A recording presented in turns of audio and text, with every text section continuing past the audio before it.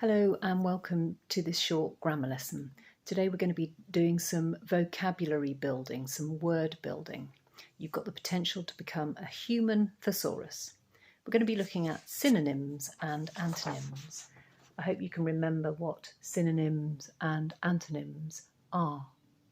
Well done if you thought that synonyms are words that have the same or similar meaning.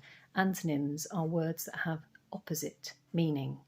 You can help yourselves remember these by thinking that synonyms are similar and antonyms are anti, meaning against or opposite. Okay, get a pen and paper please, because I'd like you to set up a table. It's going to look like this. 4 quadrants for nouns, adjectives, verbs and adverbs. You might want to stop and do that. Now remember that nouns are named items, adjectives are words to describe nouns, verbs are doing or action words, adverbs usually describe how, when or where. Okay, I'm going to give you some words and I'd like you to drop them into the right place or word class in the quadrant. Here are your words, listening carefully.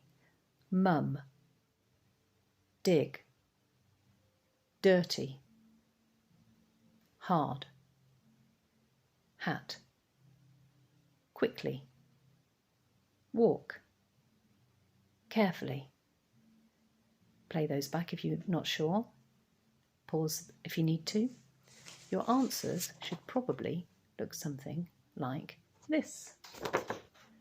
You've managed to group them into the right word class.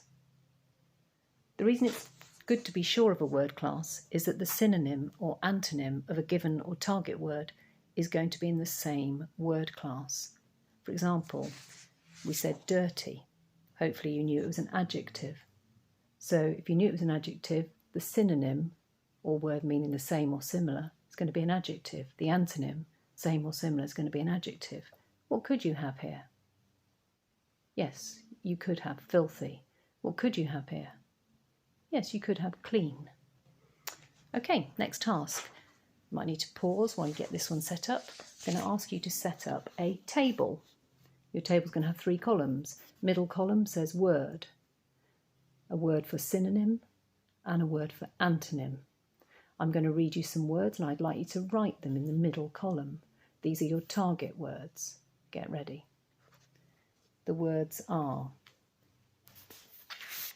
man, dark, wrong, stop, morning, loudly, viciously, cry. You might want to play those words back and pause while you find some synonyms and antonyms. Your answers might look something like this. Now remember, there are so many possibilities that you might have some different answers. You might want to freeze those while you look at those. The question is, why do we need all these words, different words? Well, I'll give you an example. Michael Morpurgo wrote these sentences. In the forest I heard a last mellifluous evensong. He chose this adjective. He could have had any other adjective meaning the same, smooth or soothing, but he wanted to create this picture in your mind. Next sentence, example. There was a hollow tapping like a frantic woodpecker. He chose hollow and frantic. He knew the synonyms for hollow were low or dull. He knew synonyms were, what did I write here? Busy or fast for frantic. He wanted to choose the correct ones. Okay, final task for you. This is going to be a task where I'm going to give you some words that are commonly written in Year 5, but there are so many more possibilities once you've got used to finding synonyms. Here's an example word, beautiful. In Year 5 we see this a lot, but you could have any of these words, alluring, appealing, charming, exquisite, delightful, and so on. So here are some common words. Can you, when you've paused for your final task, and this could be ongoing, find synonyms for these adjectives. Now you might want to carry on and create a lockdown synonym dictionary using lots of other adjectives that you come across. Here are some examples for you today.